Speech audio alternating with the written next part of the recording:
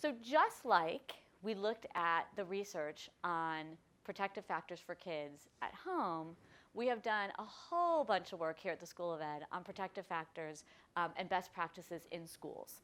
And we work with over 100 schools right now across the globe, across the US, but we have some outside the US.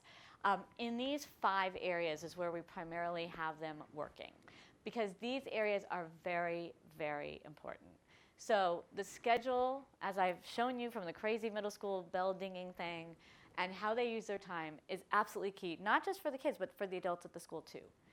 Project and problem-based learning. This is not, as one of my friends' kids said, Mom, how late is Michael's open tonight? Michael's is a craft store. I don't know if everyone knows that. So how late is Michael's open? I have a poster due tomorrow. I'm not talking about that kind of project and problem-based learning. I'm talking about really relevant project-based learning, the kinds that you're going to do when you get out of school. Alternative and authentic assessment, not this sort of memorize the lecture, spit back on a test, move on even if you don't do well, but real assessment. How do we know what kids are learning? How do we know they know it? And how can we help them get there?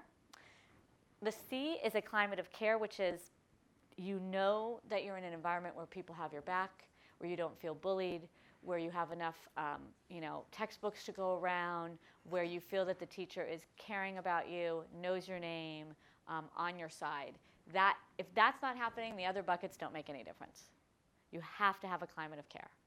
And then the E is doing what I'm doing now, and what I do for much of outside of my teaching at Stanford is educate parents and teachers and kids on how to make this happen.